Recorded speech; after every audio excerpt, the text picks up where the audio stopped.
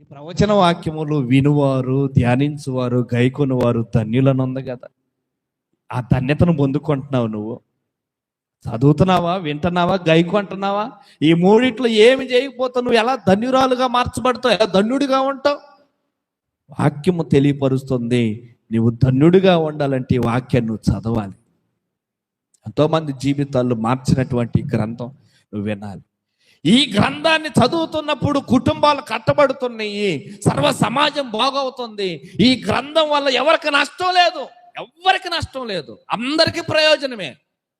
గ్రామాలు వర్ధిల్లుతున్నాయి, కట్టబడుతున్నాయి, విరోధాలు తొలగించబడుతున్నాయి, ప్రేమతత్వం కట్టబడుతుంది, అనేక మంది ఐక్యతగా ఉండడానికి సిద్ధపరుస్తుంది ఈ గ్రంథం. అవునండి, వాస్తవం ఇది.